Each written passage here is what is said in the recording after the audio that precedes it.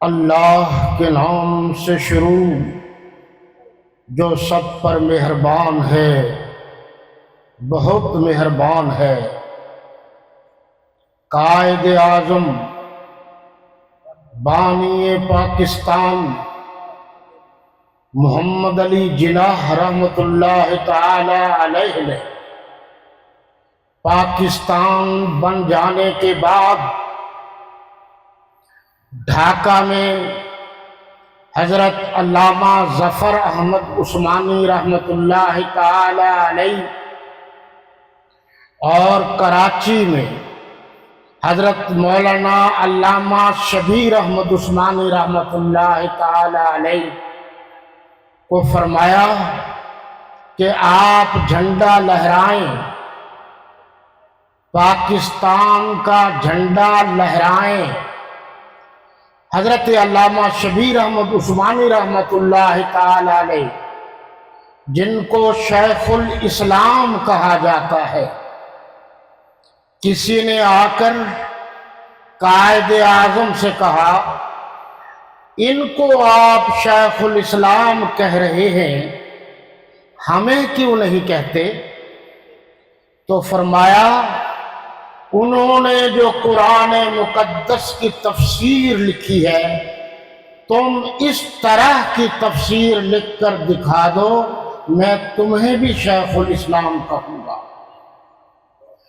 اس بات سے پتہ چلا کہ قائد اعظم کو اہل سنت دیوبند کے اکابرین کی صلاحیت، ذہانت، فطانت اور ذکاوت پر مکمل اعتماد تھا۔ نمبر 2، حضرت علامہ شبیر احمد عثمانی رحمۃ اللہ علیہ نے فرمایا کہ محترم آپ پرچم لہرائیے۔ قائد اعظم نے تاریخی جملہ کہا کہ حضرت علامہ صاحب پاکستان کا علم، پاکستان کا جھنڈا آپ لہرائیں گے، اس لیے کہ یہ آپ کا حق ہے۔ اور کیوں؟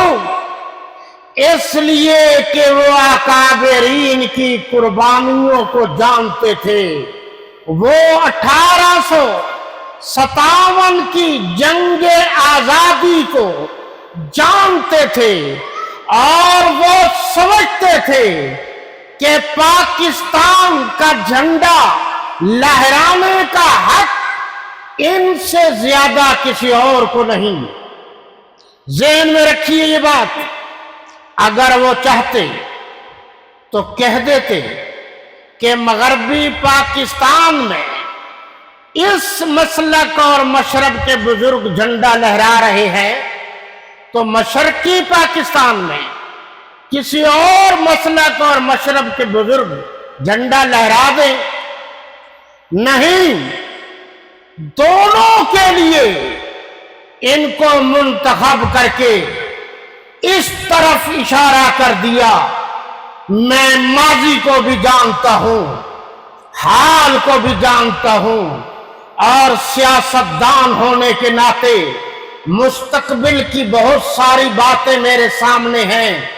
آج جو جھنڈا لہرا رہا ہے، یہ مکتب، یہ مسلک، یہ مشرب اتنا مضبوط ہے کہ کل پاکستان کی حفاظت کے لیے بھی آگے آگے یہی ہوں گے۔ جن کی مثال ہماری جمعیت علماء اسلام تحصیل ملتان کے جنرل سیکرٹری محترم مدنی صاحب نے دے دی ہے۔ حضرت مولانا فضل الرحمان صاحب نے اسمبلی میں مساجد کے حق میں آواز اٹھا کر، بلکہ مخالفین کو للکار کر یہ بتا دیا ہے کہ قائد اعظم نے ہم پر اعتماد کیا تھا، ہم قائد اعظم کے اعتماد کو کبھی ٹھیس نہیں پہنچائیں گے۔ اور اسلامی نظام کی راہ میں جو رکاوٹ آئے گی اس کو دور کر دیں گے۔ باقی انشاءاللہ پھر صحیح۔ السلام علیکم ورحمۃ اللہ وبرکاتہ۔